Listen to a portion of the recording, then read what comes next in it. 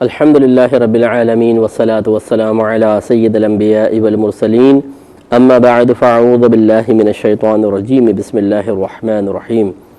الحمدللہ الہادی پروگرام میں اللہ تبارک و تعالیٰ کے دیکھتے رہنے کے یقین کے موضوع پر ہم کلام کر رہے تھے، جس کو ہمارے اکابرین بعض اوقات مراقبہ کا نام دیتے ہیں کہ ہر وقت اللہ تبارک و تعالیٰ کے یعنی یہ یقین رکھنا کہ آپ کسی کی نگاہوں میں ہیں، یہ بھی ایک مراقبہ ہے۔ اور یہ توجہ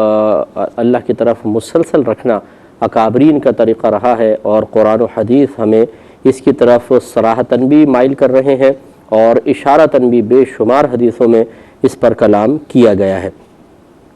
تو پچھلے پروگرام میں ایک حدیث مبارکہ عرض کی تھی کہ حضرت ابو ذر اور معاذ بن جبل رضی اللہ تعالی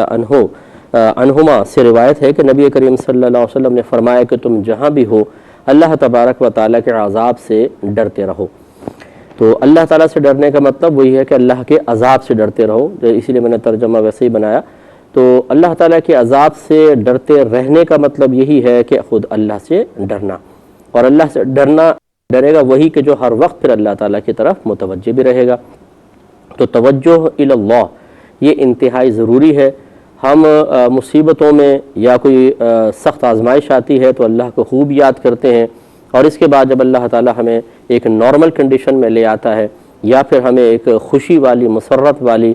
آرام و آسائش والی زندگی عطا فرما دیتا ہے تو پھر تو ہم اللہ تعالیٰ کو اکثر بھول جاتے ہیں، کبھی کبھار یاد آ جاتا ہے، ورنہ ہماری توجہ 24 گھنٹے ہماری سوچ فکر یہی ہوتی ہے، بیوی، بچے، ماں باپ، نوکری، دوست احباب، میری گاڑی، میرا فلیٹ، میرا کاروبار، میرا بنگلہ، میرا بزنس، انہی کی طرف ہم متوجہ رہتے ہیں۔ بہت ہی 24 گھنٹے میں سوچ اور فکر کا مختصر سا حصہ اللہ کے لیے ہے، جبکہ ہمارے اکابرین کا معاملہ یہ تھا کہ وہ 24 آور اللہ تعالیٰ کی طرف متوجہ رہتے تھے، یعنی جب بھی عالم ہوش میں ہوتے تھے، سو رہے ہیں وہ ایک الگ مسئلہ ہے، باقی اسی طریقے سے کسی اور اپنی حاجت میں مصروف ہیں، وہ ایک شاید عدم توجہ ہی کی تھوڑا سا سبب بنے، لیکن پھر بھی یک گنا خیال اللہ کی طرف، اس کے علاوہ مستغرق رہتے تھے اللہ کی یاد میں اور اللہ تعالیٰ کی طرف متوجہ رہتے تھے۔ دنیا کی طرف بہت ہی کم ان کا دھیان ہوتا تھا، وہ بھی بقدر ضرورت، وہ بھی صرف اس وجہ سے کہ مطلب وہ بھی بعض اوقات دین کی تقویت کا سبب بنتا ہے، ورنہ اللہ کی طرف متوجہ رہتے تھے۔ تو ہمیں بھی تھوڑا تھوڑا اپنی زندگی کو تبدیل کرنا چاہیے، اپنی سوچ کو بدلنا چاہیے۔ یہ کبھی مت سوچئے کہ جی اتنے سے کیا ہوگا۔ آٹے میں نمک بہت تھوڑا سا ہوتا ہے لیکن وہی ذائقہ بناتا ہے، اسی طرح سالن کے اندر نمک بہت تھوڑا سا ہوتا ہے لیکن اسی سے ذائقہ بنتا ہے، کم زیادہ کر دیں نقصان ہو جاتا ہے، کھانا بے ذائقہ ہو جاتا ہے۔ اسی طریقے سے یعنی سمجھانا میرا مقصود ہے کہ کم چیز کوئی معمولی نہیں ہوتی ہے، اگر آپ 100 میں سے 0 ہٹا دیں 10 رہ جائیں گے، اور 2 0 ہٹا دیں تو خالی 1 رہ جائے گا، اور اسی میں اگر 2 0 اور بڑھا دیں تو یہ 10,000 بن جائیں گے، اور بڑھاتے چلے جائیں تو قیمت بڑھ جائے گی، حالانکہ 0 کی اپنی خود بذات خود کیا حیثیت ہے، لیکن جب وہ ملتا ہے تو بہت کچھ ہوتا ہے۔ بلا تمثیل میں عرض کر رہا ہوں کہ اللہ کی یاد کوئی 0 کی طرح نہیں ہے، بلا تمثیل عرض کر رہا ہوں، سمجھانے کا مقصد یہ ہے کہ پہلے ابتداءً یہ چیز شروع کی جائے تھوڑی تھوڑی، کہ اللہ تعالیٰ مجھے دیکھ رہا ہے، اس طرف توجہ بار بار لانا، بار بار بتکلف لے کر آنا، یا زبان سے کہتے رہیں اللہ مجھے دیکھ رہا ہے، لکھ کر لگا دیں اللہ مجھے دیکھ رہا ہے، اپنے دل سے کہتے رہیں اللہ تعالیٰ مجھے دیکھ رہا ہے، اور پھر آہستہ سے اس کو بڑھائیں، پھر اس کا ریشو بڑھنا چاہیے، تو پھر دیکھیں آپ جتنا بڑھتا جائے گا اتنی برکت زیادہ ہوتی جائے گی۔ دوسرا یہ سرکار نے فرمایا کہ برائی کے بعد نیکی کرو، وہ اسے مٹا دے گی۔ یہ ضمناً ایک بات آ گئی کہ آپ کو سمجھایا کہ یہاں پہلی بات تو یہ کہ مسلمان ہونا شرط ہے، دوسرا وہ گناہ کبیرہ نہ ہو، صغیرہ ہو، اور تیسری بات یہ ہے کہ وہ اس گناہ کے بعد انسان کو کچھ ندامت اور شرمندگی بھی ہو، یہ نہیں کہ ڈھیٹ پن کے ساتھ ہنس رہے ہیں اور گناہ کر کے چلو یار لا الہ الا اللہ کہہ دیتے ہیں مٹ جائے گا، ایسے شخص کو انعام نہیں ملتا ہے، اس کی تو توبہ بھی حقیقتاً مقبول نہیں ہوگی، کیونکہ توبہ کی قبولیت کی شرط بھی ندامت، پشیمانی، شرمندگی، افسوس، پچھتاوا ہے۔ اگر کسی گناہ پر آدمی کو ندامت نہیں تو کیا پھر کیا ہے توبہ؟ الندب التوبہ، سرکار نے فرمایا کہ ندامت ہی توبہ ہے۔ یہ کتنی بڑی بات سرکار نے بیان فرمائی کہ خالی رسم جملے کہنا، کانوں کو ہاتھ لگانا، یہ اللہ کی بارگاہ میں توبہ کی قبولیت کی علامات نہیں ہوتی، نہ یہ ریکوائرمنٹ ہے، بلکہ اللہ تبارک و تعالی انسان کے قلب کی ندامت اور شرمندگی پر اس کو انعام عطا فرماتا ہے، اور حقیقتاً تو یہ ندامت شرمندگی بھی اللہ تعالیٰ کی ہی عنایت سے ہوتی ہے، اس لیے اللہ تعالیٰ سے یہ مانگنی چاہیے کہ اللہ تعالیٰ تو مجھے وہ تمام اوصاف عطا فرما جو تجھے پسند ہیں۔ خلاصہ کلام یہ ہے کہ بہرحال اگر ایک مسلمان ہے اپنی کسی خطا پر وہ اپنے آپ کو روک نہ سکا اور اس سے صادر ہو گئی اور اب شرمندہ بھی ہے اور وہ خطا صغیرہ گناہ میں سے ہے، کبیرہ میں سے نہیں ہے، تو فوراً کوئی نیک عمل کر لے، اللہ تبارک و تعالیٰ اس کے گناہ کو بخش دے گا۔ اور فرمایا کہ لوگوں سے اچھے اخلاق سے پیش آؤ۔ اچھے اخلاق سے مطلب اچھی عادات کے ساتھ پیش آؤ۔ خالی اخلاق یہ نہیں کہ اپنی بتیسی آپ ظاہر کر دیں چمکتی ہوئی کہ جی بڑے اچھے اخلاق والے جی مسکرا کے ملتے ہیں، جی سلام کرتے ہیں، یہ اخلاق کا ایک حصہ ہے۔ اخلاق خلق کی جمع ہے، خلق مانے عادت۔ اچھی عادات کے ساتھ لوگوں کے ساتھ ملو، تو اچھی عادتیں ہونی چاہیے۔ وہ دیکھیں ایک عارضی کرنا یہ بھی ایک اچھی عادت ہے، سچ بولنا یہ بھی ایک اچھی عادت ہے، اللہ تعالیٰ کے مطیع و فرمانبردار بننا بتکلف یہ بھی ایک بہت اچھا عمل ہے۔ خوش اخلاق آدمی وہ نہیں ہے کہ جو صرف مسکرا کے کسی سے بات کر لے، جیسے ہم بعض سیلز مینس کے بارے میں کہتے ہیں جی بڑا خوش اخلاق ہے، ہمیشہ مسکرا کے ملتا ہے۔ وہ مسکرانا تو اس کی مجبوری ہے، اس کو چیز بیچنی ہے۔ اور ایک ہوتا ہے کہ اللہ کی رضا کے خاطر آدمی ہر چیز اپنے مطلب عادات و اطوار کو بہت اچھا کر لے، تو اس کو ہم کہیں گے حقیقتاً یہ ہے خوش اخلاق، اور اس شخص کے لیے بڑا انعام ہے۔ ایک اور روایت دیکھیے، حضرت ابن ترمذی کی روایت ہے، حضرت ابن عباس رضی اللہ تعالی عنہما اس کے راوی ہیں۔ یہ کہتے ہیں کہ ایک دن میں نبی کریم صلی اللہ علیہ وسلم کے پیچھے سوار تھا، آپ نے فرمایا کہ اے لڑکے یا غلامو، اے لڑکے، کیونکہ چھوٹے تھے آپ، میں تمہیں چند کلمات سکھاتا ہوں، یعنی چند میری نصیحتیں یاد رکھو، یہ بہت ہی امپورٹنٹ نصیحتیں ہیں۔ پہلا آپ نے فرمایا کہ اللہ کے احکام کی پابندی کرو، اللہ تعالیٰ تمہاری حفاظت فرمائے گا۔ دوسرا فرمایا کہ اللہ تعالیٰ کے دین کی حفاظت کرو، اسے اپنے سامنے پاؤ گے۔ جب مانگو تو اللہ تعالیٰ سے مانگو، اور مدد طلب کرو تو اس ہی سے طلب کرو، اور جان لو کہ اگر تمام امت تمہیں نفع دینے پر متحد ہو جائے تو تمہیں وہی نفع پہنچا سکتے ہیں جو تمہارے مقدر میں موجود ہے، اور اگر سب کے سب تمہیں نقصان دینے پر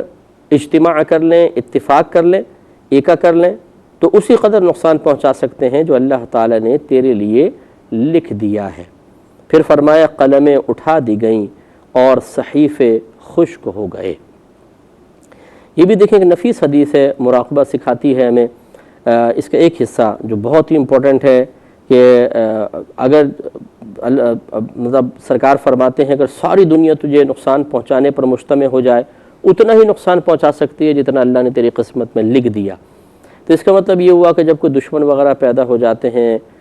کوئی نقصان پہنچانے والے، جیسے آپ آفس فیکٹری میں کام کر رہے ہیں، وہاں پہ ساتھ رہنے والے کچھ ایسے ہو جاتے ہیں، کچھ رشتہ دار آپ کے خلاف ہو گئے ہیں، کچھ محلے والے ہو گئے ہیں، ایسے ہی آپ کسی خاص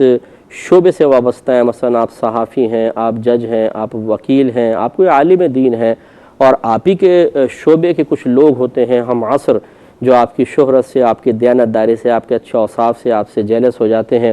وہ شرارتیں شروع کرتے ہیں، تو ہم بعض اوقات بے جا خوف میں مبتلا ہو جاتے ہیں، یعنی ہماری توجہ پھر اللہ کی طرف سے ہٹ کر صرف انہی کی طرف ہو جاتی ہے، اور ہم سمجھتے ہیں یہ خود مؤثر ہیں، مؤثر حقیقی ہیں، ہمیں نقصان پہنچا سکتے ہیں۔ یہی ہمارے آقا صلی اللہ علیہ وسلم سمجھا رہے ہیں، اگر یہ تو چند لوگ ہیں، پوری دنیا تمہیں نقصان پہنچانے پر جمع ہو جائے، اپنی توجہ فوراً اللہ تعالیٰ کی طرف کرو کہ اللہ تعالیٰ نے اگر تمہاری قسمت میں کوئی نقصان لکھا ہے تو وہ ان کے ذریعے تم تک پہنچے گا، اگر نہیں لکھا تو بالکل نہیں پہنچ سکتا۔ اسی طریقے سے ہم بعض اوقات خوش آمدیں کر رہے ہوتے ہیں، کسی کی جھوٹی تعریفیں کر رہے ہوتے ہیں، اپنے آپ کو کچھ فائدے حاصل کرنے کے لیے ذلیل کر رہے ہوتے ہیں کسی کے سامنے، حتیٰ کہ اہل علم کو میں نے دیکھا ہے کہ وہ فساق اور جہلاء کی تعریفیں کر رہے ہوتے ہیں صرف اس وجہ سے شاید کہ کچھ ملے گا یا ان کے ذریعے شاید ہمیں کچھ اور عزت مل جائے گی، حالانکہ اللہ تعالیٰ نے علم کی دولت سے مالا مال کیا ہے، اتباع سنت کی دولت سے مالا مال کیا ہے، شریعت کا تحفہ عطا فرمایا ہے، اس کے باوجود، اور پھر یہ نہیں کہ چلیں ایک بند کمرے کے اندر اعلانیہ طور پر کسی کی اس طریقے سے تعریفیں کرنا، اور اعلانیہ طور پہ عام لوگ محسوس کر رہے ہوں کہ یہ اپنے آپ کو اس شخص کے سامنے ذلیل کر رہے ہیں، اپنے آپ کو کمتر ظاہر کر رہے ہیں، اور اس سے ایک فاسق و فاجر کو عزت حاصل ہو رہی ہو، تو ذرا سوچئے کہ یہ کوئی مناسب چیز ہے۔ کیا فائدہ وہ دے سکتا ہے؟ وہی فائدہ جو اللہ تعالیٰ نے آپ کی قسمت میں لکھا۔ اگر آپ اپنی خودداری کو قائم رکھیں، بیجا تعریفیں نہ کریں، کسی کی مسکہ پالش نہ کریں، کسی کے قدموں میں نہ گریں، اپنی عزت کی دھجیاں نہ بکھیریں، تو اللہ تعالیٰ پھر بھی آپ کو وہ چیز عطا فرمائے گا، اس لیے کہ اس کا ازلی فیصلہ ہے۔ کون اس چیز کو آپ تک پہنچنے سے روک سکتا ہے؟ لیکن ہم لوگ یہ سمجھتے نہیں، ایسے افسروں کی جھوٹی تعریفیں اور دیگر جگہوں پر، تو یہ وجہ کیا ہوتی ہے؟ توجہ اللہ کی طرف سے ہٹ جاتی ہے کہ اللہ ہمیں انعام دے گا، بلکہ ہم بعض اوقات بندوں کو مؤثر حقیقی سمجھنے لگ جاتے ہیں کہ یہ ہمیں کچھ دے سکتے ہیں، اور یہی سب سے بڑی مسٹیک ہے۔ یہی ہمارے نبی کریم صلی اللہ علیہ وسلم سمجھانا چاہ رہے ہیں کہ توجہ اللہ کی طرف رکھو، اللہ تعالیٰ ہی عطا فرمائے گا، یہ مخلوق کیا دے سکتی ہے۔ تو اب حدیث کو ذرا شروع سے دیکھ لیجئے۔ سرکار نے فرمایا کہ میں تمہیں چند کلمات سکھاتا ہوں۔ پہلا یہ کہ اللہ کے احکام کی پابندی کرو، اللہ تعالیٰ تمہاری حفاظت فرمائے گا۔ تو احکام کی حفاظت تو اسی وقت ہوگی جب پہلے احکام سیکھے ہوں گے، اور احکام کا تعلق مختلف ہے۔ بعض عقائد کے ساتھ احکام وابستہ ہوتے ہیں، یعنی حکم ہوتا ہے کہ یہ عقیدہ اختیار کرو، یہ نہ کرو، یہ صحیح ہے، یہ غلط ہے عقیدہ، تو اس کا مطلب عقائد کا علم۔ اس کے علاوہ پھر عبادات میں بہت سارے احکام ہیں، ہم باہم معاملات کرتے ہیں، تجارت ہے، نکاح ہے، دیگر اور چیزیں ہیں، ان میں ہے۔ پھر اس کے علاوہ گناہوں کے بارے میں احکام ہیں، یہ گناہ نہیں کر سکتے ہو، یہاں تمہیں اس گناہ کی باقاعدہ اجازت ہے۔ بعض اوقات شریعت کسی شخص کے عذر کی بنا پر اس کے لیے کسی چیز کو جائز قرار دے دیتی ہے، جیسے حالت اضطرار میں سور وغیرہ کا گوشت کھانا مباح ہو جاتا ہے، حرام تو نہیں رہتا لیکن مباح ہو جاتا ہے۔ لیکن کلمہ کفر اپنی زبان سے کہنا، جیسے گن پوائنٹ پہ کو کہے کہ کلمہ کفر کہو، تو وہ حرام ہی رہے گا، کلمہ کفر کہنا حرام ہی رہے گا، لیکن اس کا گناہ ہمارے نام اعمال میں نہیں لکھا جائے گا۔ اور اس کے ارتکاب کی شریعت اجازت دیتی ہے کہ اگر دل مطمئن ہے ایمان کے اوپر، تو صرف ظاہری زبان سے کچھ کلمات زبان سے نکال دینے سے انسان دائرہ اسلام سے خارج نہیں ہوتا ہے۔ اب لیکن وہی بات ہے کہ یہ احکام کیا ہم نے باقاعدہ سیکھے ہیں؟ سیکھے ہوں گے تو ان کی حفاظت کریں گے۔ حفاظت کرنے کا مطلب یہ نہیں کہ ان کو لکھ کر اپنے لاکر کے اندر بند کر دیں، یہ حفاظت ہے، مراد ہے ان پر عمل پیرا ہوں، احکام سیکھیں، ان پر عمل کریں، تو عمل کے ذریعے حکم کی حفاظت ہوتی ہے، گویا کہ آپ نے اس کو محفوظ کر لیا۔ اور اگر آپ نے حکم سنا اور اس کو نظر انداز کر دیا تو گویا کہ آپ نے اسے ضائع کر دیا، اور سنا ہی نہیں، سیکھا ہی نہیں، تو اس بدرجہ اولا آپ نے نظر انداز کر دیا اور اس کو ضائع کیا ہے۔ تو یہ کہنے کا مطلب ہے کہ احکام شرع کو سیکھا جائے اور ان پر عمل کیا جائے، تو اس کا فائدہ یہ ہوگا کہ اللہ تعالیٰ تیری حفاظت فرمائے گا۔ بتائیے، اگر آج میں 12 گارڈ رکھ لوں آگے پیچھے دائیں بائیں، تو بڑا اپنے آپ کو محفوظ اور سیکور تصور کروں گا کہ بھئی اب میں ذرا محفوظ ہو گیا ہوں، لیکن نہیں ہے۔ کوئی بھی آ کے گارڈ سمیت لوگوں کو مار کے چلے جاتے ہیں۔ آپ جانتے ہیں کتنی بڑی بڑی سیاسی شخصیات اسی طریقے سے مار دی جاتی ہیں، اور بہت سارے لوگ جو بہت ہی لوگوں کی جھرمٹ میں ہیں، گارڈز ہیں، حفاظت کرنے والے بظاہر ہیں، لیکن جس کا محافظ براہ راست پھر اللہ تبارک و تعالیٰ ہو، بتائیے اس کے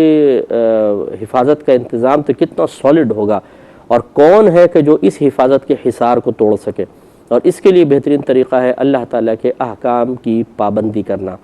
اللہ تعالیٰ کے حکم کو ماننا۔ تو یوں اگر انسان تھوڑا سا ذہن بنائے، اللہ تعالیٰ کے احکام کی پاسداری کرے، انہیں سیکھے، ان پہ عمل پیرا ہو، اور پھر اپنے اطراف والوں کے لیے بھی آسانی پیدا کرے کہ وہ بھی اس کو سیکھیں، تو یاد رکھیں اللہ تعالیٰ آپ کی حفاظت فرمائے گا۔ اسی لیے آپ دیکھیں میرے آقا صلی اللہ علیہ وسلم نے باقاعدہ کوئی گارڈز وغیرہ تو نہیں رکھے۔ شروع میں ایسا ہوتا تھا، کوئی ایک آدھ جب سرکار حفاظت فرماتے اور آرام فرماتے تو کوئی ایک آدھ صحابی تلوار لے کے کھڑے ہو جاتے تھے شروع میں۔ بعد میں اللہ تبارک و تعالیٰ نے جب حکم فرمایا کہ اللہ تعالیٰ آپ کی حفاظت فرمائے گا، تو سرکار نے یعنی باقاعدہ صریح حکم آ گیا۔ تو وہ تعلیم امت کے لیے تھا، یہ نہیں تھا کہ سرکار کو ڈرتے تھے، معاذ اللہ ثم معاذ اللہ، سرکار تو اکیلے جنگلوں میں نکل جایا کرتے تھے، آپ کو کوئی خوف نہیں ہوتا تھا، آپ کسی سے نہیں ڈرتے تھے، صرف اللہ سے ڈرتے تھے۔ لیکن ظاہری طور پہ آپ نے باقاعدہ حفاظت کے لیے کچھ لوگ شروع میں کھڑے کیے ہیں۔ اس طرح جنگ میں کچھ صحابہ سرکار کے سامنے ہوتے تھے کہ تیر ہمیں لگے سرکار کو نہ لگے، اور سرکار منع نہیں فرماتے تھے، نہیں کہتے تھے ٹھیک ہے اللہ میری حفاظت کرے گا تم ہٹ جاؤ۔ تو یہ تعلیم امت کے لیے تھا کہ ظاہری اسباب آپ اختیار کر سکتے ہیں، لیکن توجہ کامل اللہ تعالیٰ کی طرف رہتی تھی۔ اور بعد میں تو باقاعدہ آپ نے منع کر دیا تھا کہ اب میری حفاظت کی کوئی بظاہری طور پہ بھی کوئی ضرورت نہیں ہے، اللہ تبارک و تعالیٰ ہی میرا محافظ ہے، کیونکہ اس نے حکم نازل فرما دیا۔ لیکن تعلیم امت کے لیے سرکار نے گویا کہ ایک عمل کر کے دکھا دیا. ہم رکھ سکتے ہیں گارڈز وغیرہ، لیکن اگر انسان احکام شرع کی پابندی رکھے تو پھر یاد رکھیں اللہ کا وعدہ ہے وہ خود حفاظت فرمائے گا، اور جس کی اللہ حفاظت فرمائے اس کو کون نقصان پہنچا سکتا ہے. دوسرا فرمایا اللہ تعالیٰ کے دین کی حفاظت کرو، اسے اپنے سامنے پاؤ گے. اللہ کے دین کی حفاظت کا مطلب کیا ہے؟ یہ کئی طریقے سے ہوتا ہے. ایک ہے کہ ہم علم سیکھیں، علم دین، اور دوسروں کو سکھائیں، اس سے دین ہمیشہ زندہ رہتا ہے. اگر آپ علم سیکھنا چھوڑ دیں گے، جیسے اب باہر کے ملکوں میں بعض جگہ ایسی جگہ ہم آسانی، سہولت اور آسائش کو دیکھ کر وہاں پہ سیٹلڈ ہو جاتے ہیں. جی بڑا سکون ہے، تعلیم فری ہے، میڈیکل فری ہے، اور قانونی پروٹیکشن بھی حاصل ہے، لیکن کیا آخرت بہتر بن رہی ہے؟ قریب کوئی مسجد ہے؟ جی مسجد تو کوئی نہیں، نہ اذان کی آواز آتی ہے، نہ کوئی عالم دین ہے قریب. ہاں بنگلہ بہت اچھا بنا ہوا ہے، لوکیشن بہت اچھی ہے، لک وائز بہت اچھا ہے، سامنے جھیل ہے، پانی بہہ رہا ہے، ٹھنڈی ہوائیں ہیں، لیکن کیا اس لیے اللہ نے ہمیں پیدا کیا تھا؟ اولاد بالکل دین سے دور، نہ انہیں وضو کے مسئلے پتہ، نہ غسل کے مسئلے پتہ. اس پر آسائش زندگی میں جب یہ زندگی گزار کر اور دینی معاملے میں جاہل رہ کر، نیک اعمال سے دور رہ کر، گناہوں پہ مصر رہ کر یہ اولاد مرے گی، تو بتائیے ٹھنڈی ہوائیں سے قبر میں کیا نفع دیں گی؟ آپ کے مکان کھڑکی سے باہر کا خوبصورت منظر اس کی قبر کو کیا جنت کے باغوں میں سے ایک باغ بنا دے گا؟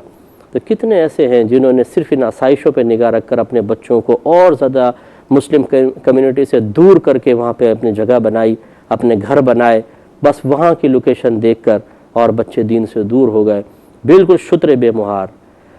اور میں اکثر ایسے والدین سے شکوہ یہی کرتا ہوں کہ بس آپ کو اصل میں اللہ کا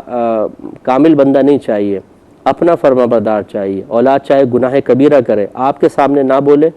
آپ جو کہیں وہ مانتی رہے، اب وہ چاہے اللہ کی مانے نہ مانے، ہماری اولاد بہت اچھی ہے. اور اگر اولاد اللہ کی فرما برداری کرے، سب کچھ کرے، اور آپ کی ناجائز باتیں نہ مانے، تو یہ اولاد نافرمانے جہنم میں جائے گی. تو حقیقتاً ہم اللہ کے لیے اپنے اولاد کی تربیت نہیں کرتے، ہم اپنے فائدوں کے لیے کر رہے ہوتے ہیں بعض اوقات. یہ غلط رویہ، غلط طریقہ کار ہے. تو اس لیے دین سیکھ کر ہی دین کی حفاظت ہو سکتی ہے. ایک تو یہ، دوسرا اور میں بتاتا ہوں، لیکن ایک اب چونکہ ٹائم بڑا کم رہ گیا، انشاءاللہ نیکسٹ پروگرام میں عرض کریں گے. وآخر دعوانا ان الحمدللہ رب العالمین. میں بہک سکوں یہ مجال کیا، میرا رہنما کوئی اور ہے.